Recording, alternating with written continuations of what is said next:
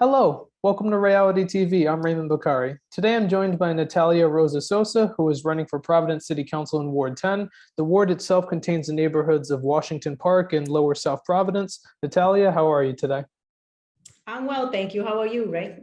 I'm doing great, and it's great to have you on. My first question is it's a general question you'll often hear on the campaign trail as you're canvassing and talking to residents. Why are you running for City Council? Well, I'm passionate about the area. I live in Ward 10 and I purchased a home in Ward 10. And as I drive in every morning or going to work to Boston, or when I'm coming home, I see families walking in the neighborhood, children getting on buses to go to school.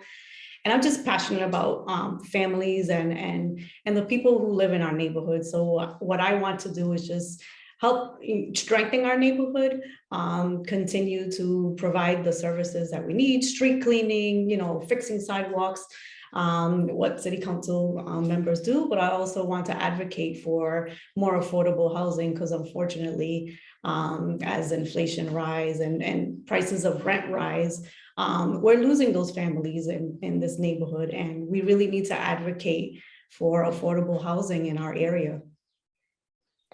And there are quite a few candidates running this year who ran for council the last time in 2018 or whatever special elections that were in between. You had ran in the 2019 special election for Ward 10 seat and came within 71 votes of winning that race. And this time the dynamics are going to be different than how it was during that special election. Are there any key differences you see between this campaign compared to the last one? Well, I just have a strong work ethic, and I really believe that in order to do anything, you always put your best foot forward and work as hard as you can. So that's going to be my philosophy, the same as the last time, and really go out there and talk to our voters, talk to our neighbors, knock on doors, communicate with our people, and really listen to what their concerns are, because I cannot go to city council alone. My role is to voice the opinion of those that live in this ward. And so I really want to also just listening to what our constituents want in our neighborhood and how we can bring those ideas and work together to build on those ideas. You touched upon it briefly in the first question when I asked why you're running. Quality of life it sounds like it's a big issue on your radar, and this is one that a lot of residents in the city care about. This contains everything ranging from how our sidewalks look to how much taxes we pay. I know the last time you brought light to the issue of sidewalks and roads in the 2019 special election and a little bit in that first answer. That's a big problem in the city. They're often cracked and crumbling. As a city councilor, how would you be able to help solve the issue of the cracked sidewalks and roads? Well, really advocate to gain more money for this ward. I mean, all of the city of Providence is, like you stated, in the same condition. I feel like as a city council woman and with the other city councils, the other wards, the 14 wards, we need to work together to get more funds for our roads and our streets.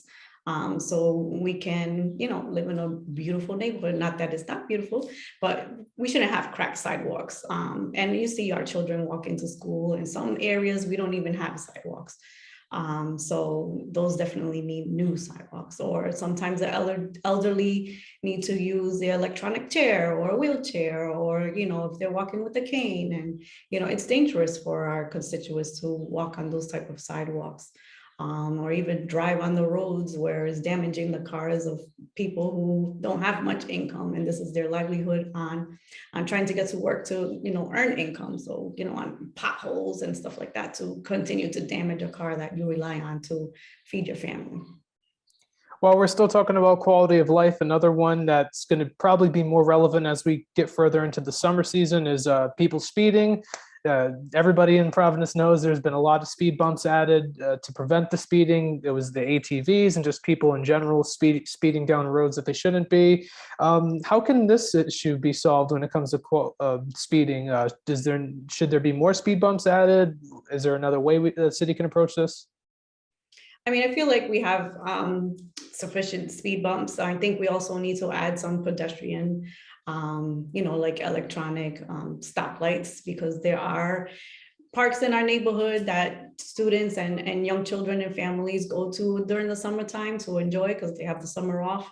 and they're crossing a dangerous street, just for example, like Narragansett Boulevard. So in those areas where there are parks and where they attract a lot of children, there should be at least some type of electronic sign that they press the button and the light turns red so cars can stop. And as far as speed, we continue to work with other city council members and work with the transportation department to see where are the best places that they could be placed in order to slow down speeding in our neighborhood. One topic that kind of coincides with the quality of life issues, especially when it comes to the crumbling of sidewalks and roads, is just the city's fiscal situation as a whole. And that also could be attributed mainly to the city's pension system. It's like a ticking time bomb, to say the least. Providence voters recently voted to approve a $515 million pension obligation bond.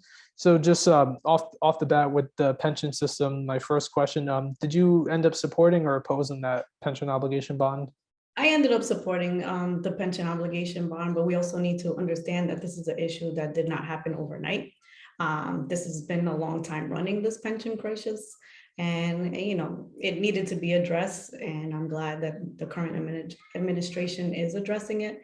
But since he's termed out and there will be a new mayor and the city council is going to look very new, both the city council and the new mayor need to work on continuing the efforts to correct this pension crisis.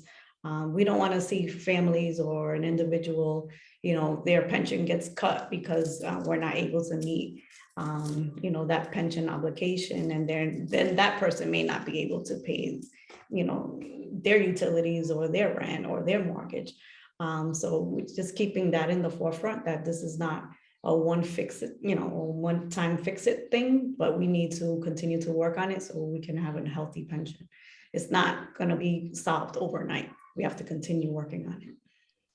That is true, because the pension obligation bond is going to help solve some of the problem, but it's not going to be the silver bullet and act as a magic wand. There's a lot of other solutions that could address the lingering problems moving forward.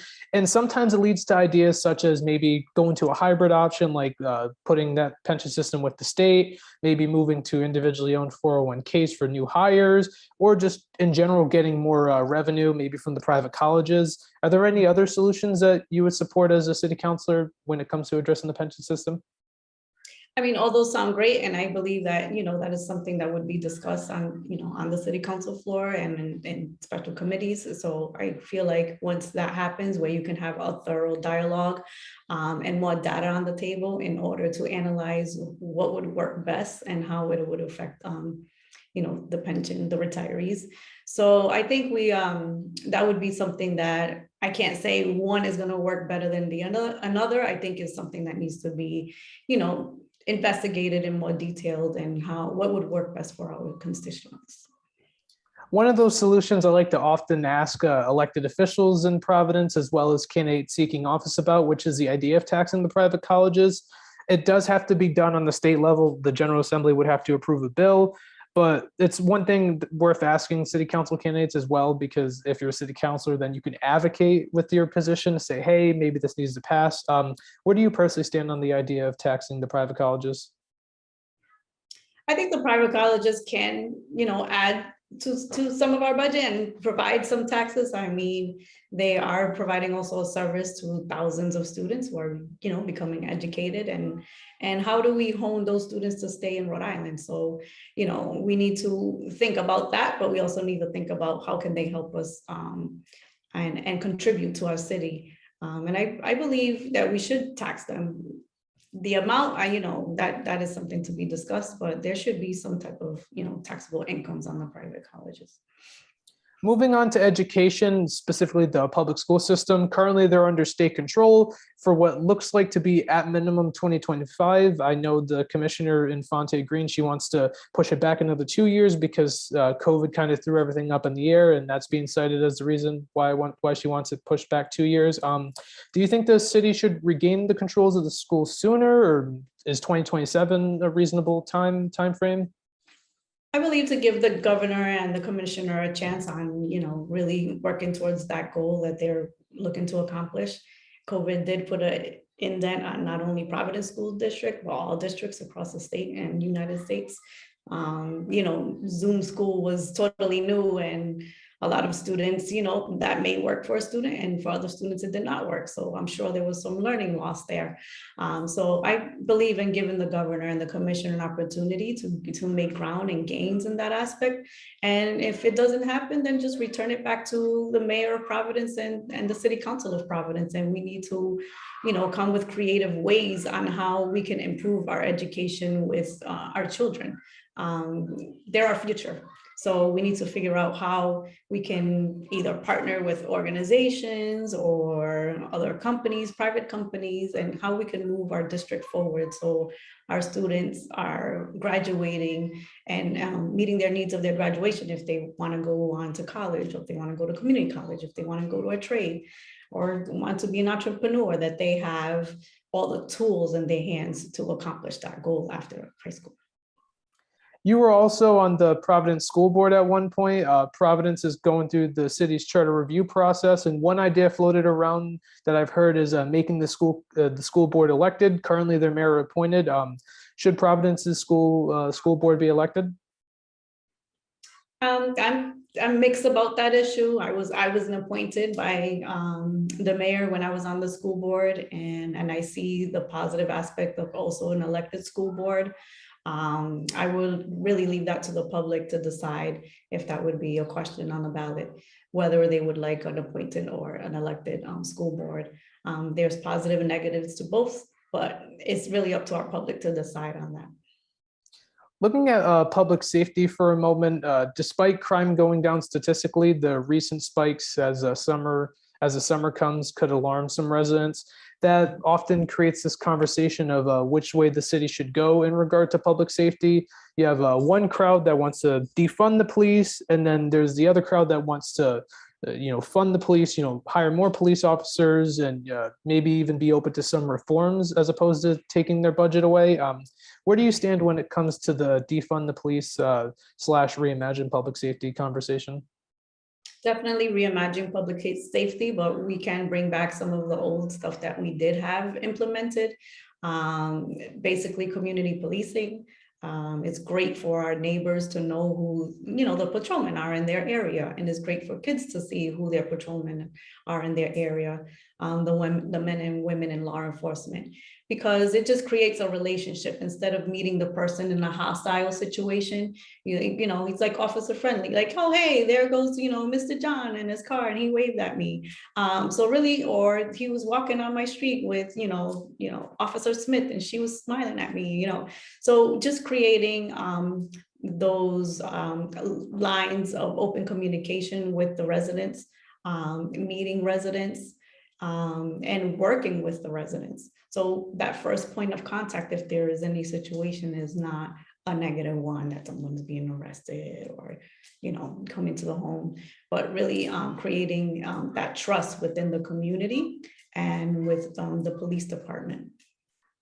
Would you support any proposals if you're elected to take money from the police budget and put it in another area, like say having a mental health worker respond to a mental health crisis?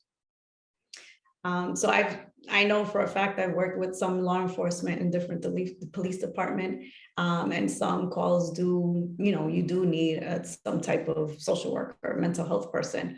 And I do believe there could be some aspect of that, maybe not, I don't know how much money to allocate to it, but I do believe there should be some type of person as well, working with the police department to intervene on mental health crisis or other type of situations that are deemed, very important.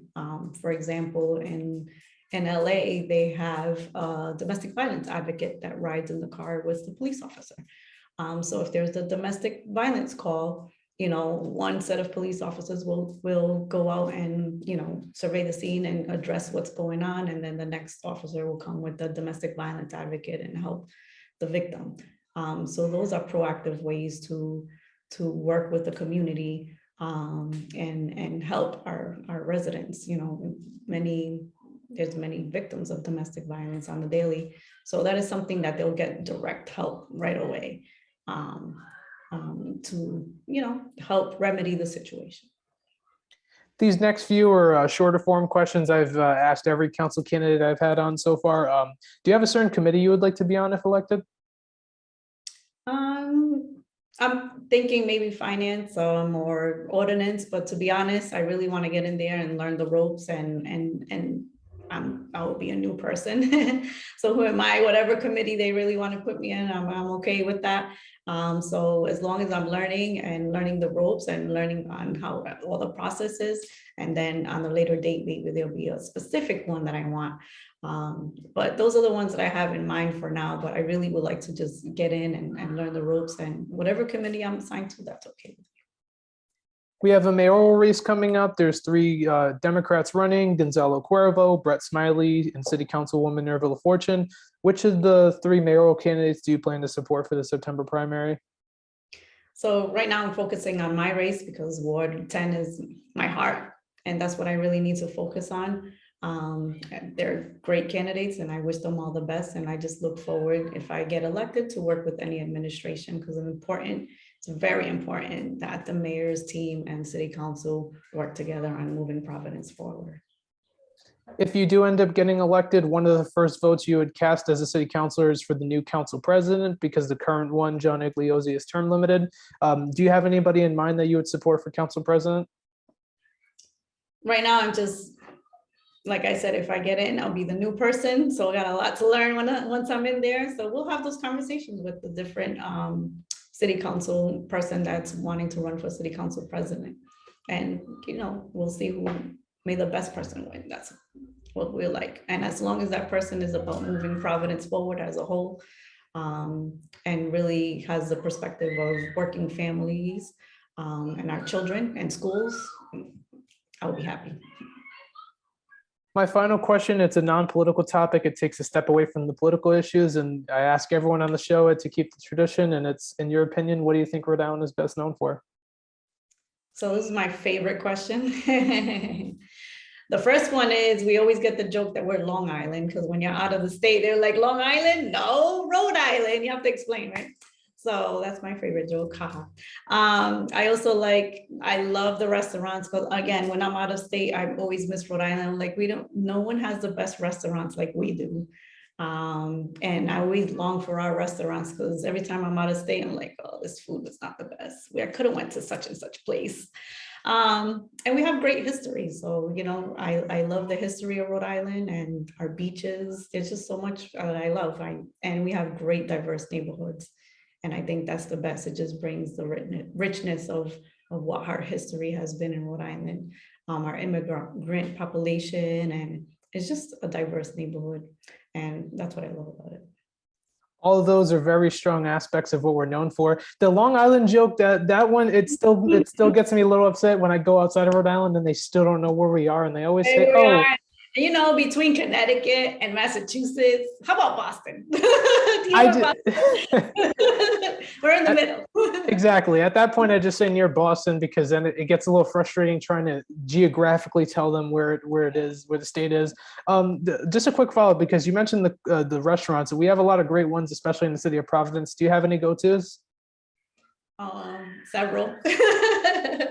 I have several. Some on the hill, all over Providence. I like the little hole in the walls too, that have, the best tasting food ever, and you never thought it would be. So I love all kinds of different foods. So I'm a foodie. So it could be Indian restaurant, Italian, Dominican, Bolivian, Peruvian, everything. So pretty like, yeah, there's a great variety of restaurants. Yep. All over town. Especially at Federal Hill, definitely. Natalia, I want to thank you so much for coming on the show. It's been an absolute pleasure of mine to have you on. Oh, thank you. Thank you for having me, and it was a pleasure. And thank you for watching this episode of Ray-ality TV. If you want to see future episodes as soon as they're posted on this channel, please click the subscribe button down below and the post notification bell icon to the right of it. I'm Raymond Bakari, and I'll see you on the next episode.